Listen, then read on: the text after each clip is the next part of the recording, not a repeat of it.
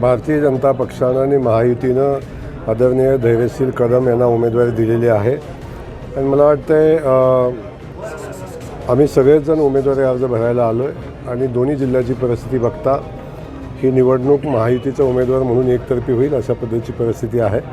त्यामुळं नक्की सांगली आणि सातारा या स्थानिक स्वराज्य संस्थेच्या मतदारसंघामध्ये महायुतीचा उमेदवार मोठ्या फरकाने विजयी होईल। काही नाराजी नाट्य आहे, शिवसेना नाराज आहे असं दिसतंय। तानाजी पाटील यांनी काल अर्ज भरलाय शिवसेनेच्या।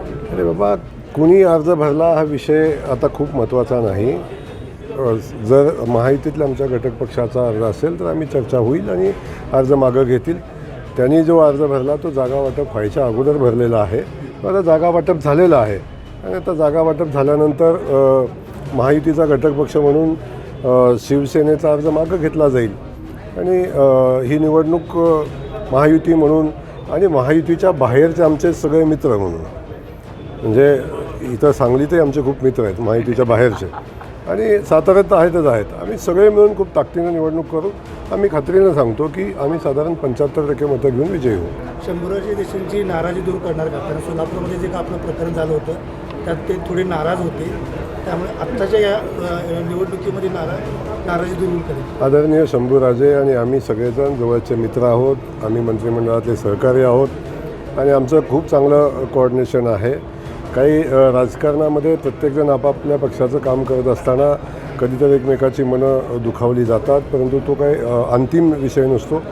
पक्षवाढी करत असताना या गोष्टी घडत असतात, परंतु आम्ही महायुती म्हणून एकत्र काम करतो आहे। आदरणीय शंभूराजे ठामपणे महायुतीच्या उमेदवाराच्या पाठीशी उभं राहतील आणि या सगळ्या प्रक्रियेमध्ये सहभागी पण होतील। महाविकास आघाडीच्या वतीनं बाळासाहेब पाटील यांनी सुद्धा अर्ज दाखल केलेला आहे, कितपत आव्हान वाटतं राष्ट्रवादीचं? नाही, आता शेवटी लोकशाही आहे, अर्ज भरायचा अधिकार सगळ्यांना आहे, आव्हान कुणाला कमी समजायचं काही कारण नाही। पण मी तुम्हाला अगोदर सांगितलं की 75% मतं घेऊन आम्ही महायुतीचा उमेदवार आमचा विजयी होईल। शेखर गोरे नाराज आहेत असं सोशल मीडियावर सातत्यानं चालू आहे, तर काय? शेखर गोरे माझे बंधू आहेत, त्यांनी उमेदवारी मागितलेली होती आणि त्यांचा उमेदवार त्यांना मिळावी अशी त्यांची भावनाही होती आणि भावना असणं साहजिक आहे। त्यामुळं माझी त्यांच्याशी चर्चा असते। मला नाही वाटत की शेवटी उमेदवारी नाही मिळाली तर थोडीशी नाराजी असणं साहजिक आहे, परंतु आम्ही सगळेजण एकत्र काम करू आणि महायुतीचा उमेदवार निवडून आणू। नक्की त्यांनाही योग्य ठिकाणी संधी पक्ष देईल आणि त्यांच्याही पाठीशी पक्ष उभा राहील। लाखोंच्या संख्येनं लाडक्या बहिणींची संख्या कमी होणार आहे, म्हणजे केवायसीचा आता बिलकुल तुम्ही सांगता, बिलकुल पात्र लाडक्या बहिणींची कुठलीही संख्या कमी होणार नाही, त्यांना लाभ मिळेल।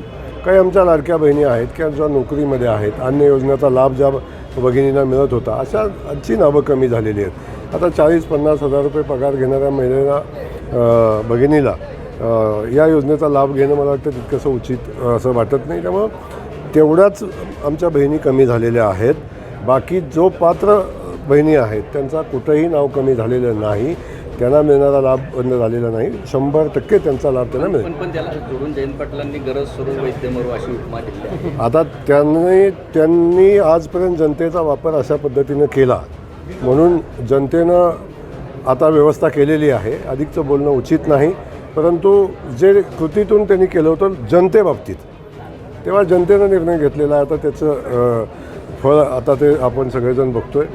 अधिकचं न बोलता मी एवढं सांगेन की भारतीय जनता पक्ष महायुतीचं सरकार हे लाडक्या बहिणींच्या सोबत आहे, शेतकऱ्यांसोबत आहे, युवकांच्या सोबत आहे, उद्योजकांच्या सोबत आहे आणि या राज्याला प्रगत राज्य म्हणून पुढे नेण्याचा निर्णय माननीय मुख्यमंत्री महोदयांनी घेतलेला आहे। आम्ही सगळे मिळून ताकदीनं काम करू।